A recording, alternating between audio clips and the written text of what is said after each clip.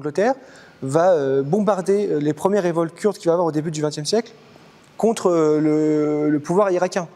Donc le pouvoir irakien va avoir l'aide de l'impérialisme britannique. De l'armée de l'air britannique pour bombarder les Kurdes. De la même manière, la Turquie va demander l'aide à la France pour massacrer les Kurdes. Donc il y a aussi cette ingérence, ce jeu entre les récents États-nations émergents et les anciens empires coloniaux. Les anciens empires coloniaux, exactement.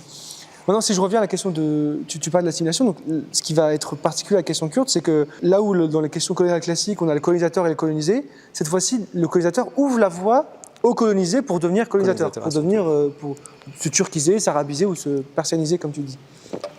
Et ça, c'est très particulier parce que ça, c'est une œuvre qui existe depuis plus de 100 ans et qui a pour but de détruire le peuple kurde pour l'assimiler à la majorité turque, arabe ou persane.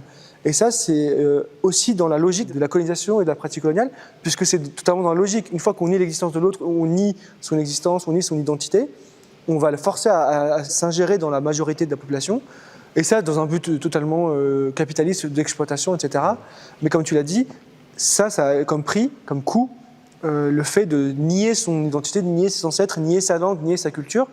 Et ça a été, comme tu peux l'imaginer, un vrai combat pour les partis politiques kurdes et pour le mouvement politique kurde de lutter contre l'assimilation. C'est encore un combat aujourd'hui, oui. Puisque avec toutes les pratiques répressives qui interdisent la langue kurde, qui interdisent plein d'interdictions sur les Kurdes, de fait, les Kurdes n'ont quasiment que de choix que de mourir ou de s'assimiler. Donc c'est pour ça que le mouvement politique kurde a cherché une troisième voie, la voie de la libération.